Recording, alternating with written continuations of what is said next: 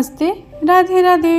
आज मोर ए रूम रे शेष दिन तो से मु लगी पड़ी पैकिंग करिबारे। काली सकाळु सकाळु ही आम रूम शिफ्ट करुचु तो छोट पिला को लेकिन पैकिंग करिया बहुत डिफिकल्ट सतरे। तो से कौन करी ना आगुरी किसी करके पैकिंग कर देइथिली।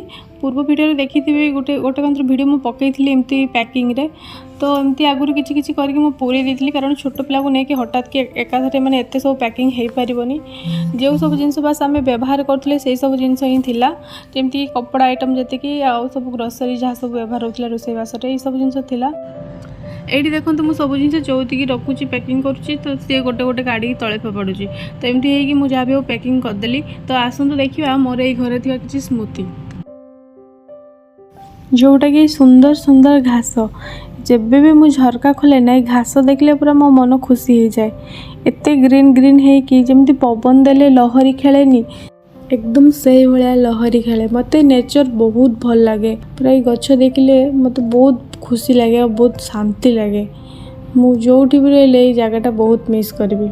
मो झरकार पुओ देखी मत ये हसुची बाहर को आसी तो मत देखी डाकिला और हसिला। इवनिंग टाइम आमर ये कटे कारण रूम सामने मोर बहुत स्पेस अच्छी तो से मो पुओ खेले आ मत गछ पत्र पवन दौ थाए घास हलु थाए मत यही सब दृश्य गुड़ा भारी भल लगे। एमती ही आज दिन व्यस्त व्यस्त कटिगला। तो डिनर सरला पर मुझे किचन क्लीन करदेली आ मो स्वामी टी आसिक मत हेल्प करदे फ्रिज रे सब सेट करने। जदि आपको वीडियो भल लगे ताहले निहाती लाइक सब्सक्राइब करेंगे। परवर्ती ब्लॉग रे मोर आसब नुआ रूम। रही जय जगन्नाथ राधे राधे।